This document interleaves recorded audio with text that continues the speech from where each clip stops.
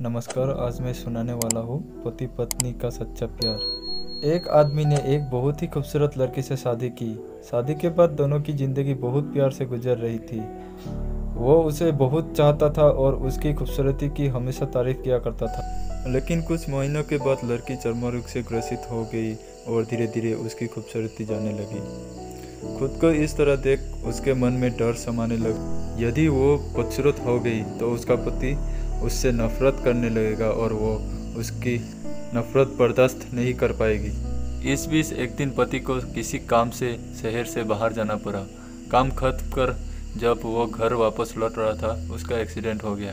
Accident में उसने अपनी दोनों आंखें खो दी, लेकिन इसके बावजूद भी उन दोनों की जिंदगी सामान्य तरीके से आगे बढ़ती रही।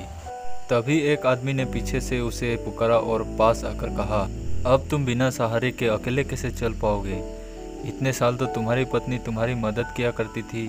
पति ने जवाब दिया, दोस्त, मैं अंधा नहीं हूँ, मैं बस अंधा होने का नाटक कर रहा था।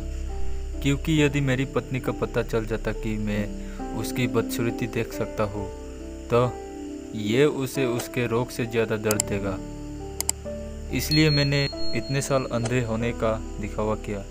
वो बहुत अच्छी पत्नी थी, मैं बस उसे खुश रखना चाहता था। समय गुजरता रहा और अपने चर्मरोग के कारण लड़की ने अपनी खूबसूरती पूरी तरह गंवा दी। वो बदसूरत हो गई, लेकिन अंधे पति को इस बारे में कुछ भी पता नहीं था। इसलिए इसका उनके खुशहाल विवाहित जीवन पर कोई प्रभाव नहीं पड़ा। वो उसे उसी तरह प्यार करता रहा। एक दिन उस लड़की की मौत हो गई। पति अब अकेला हो गया था। वो बहुत दुखी था। वो बस शहर को छोड़कर जाना चाहता था।